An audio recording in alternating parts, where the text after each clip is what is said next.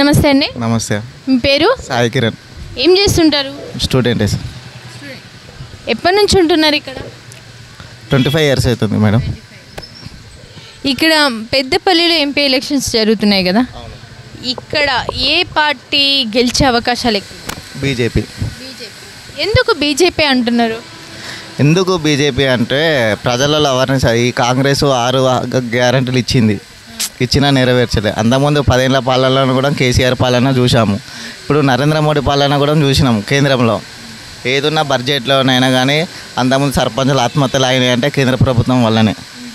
గల్లీ నుండి ఢిల్లీ వరకు మోడీ ఉండాలని, మళ్ళీ మోడీ అభివృద్ధి చెందుతుంది దేశంలోనే నెంబర్ 1గా మోడీగా ప్రధానమంత్రి మళ్ళీ మోడీ రావాలని ప్రజలందరూ ప్రతిపక్షాలు కూడా కోరుకుంటున్నాయి. అయితే మరి ఇక్కడ పెద్దపల్లిలో ఏ పార్టీకి పోటీ ఉంది?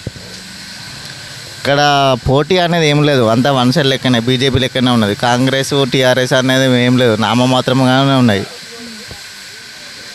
బీజేపీ వన్ సైడ్ పక్కా 100% బీజేపీ వస్తుంది. ఇక్కడ సెంట్రల్లో మరి ఏది వస్తుంది అనుకుంటున్నారు? 100% బీజేపీ వస్తుంది. మనం మళ్ళీ నరేంద్ర మోడీ గారే 3వ సారి అధికారంలోకి వస్తున్నారు అంతే. మరి కాంగ్రెస్ వచ్చినప్పటి నుంచి, మన రేవంత్ రెడ్డి గారు వచ్చినప్పటి నుంచి ఎలా ఉంది? ఎలా ఉంది అంటే ఇక మీరు కూడా చూస్తున్నారు మేడం. ఎలా ఉంది అంత ఏమీ మారలేదు. అవే మళ్ళీ మేము చూడడం వేరు, మీ దగ్గర కనుక్కోవడం వేరు. ఏమీ ప్రజలకు ప్రభుత్వం మారింది కానీ ప్రజలకు ఒరిగింది అయితే ఏమీ లేదు.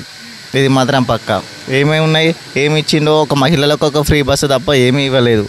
ఉచిత గ్యాస్ ఇవ్వలేదు, ఓన్లీ ఉచిత కరెంట్ ఇచ్చిండు. అది కూడా పూర్తిగా అమలు కాలేదు. ఎలక్షన్ కోడ్ అని చెప్పిండు. రైతు బంధు ఆపిండు. అంతకుముందు రైతుల కన్నా కేసీఆర్ ప్రభుత్వం రైతు బంధు వేసింది. ఇప్పుడు రైతు బంధు వేయలేదు. కరెంటు ఛార్జీలు డబ్బులు వస్తున్నాయి. ఏమీ బాగాలేదు.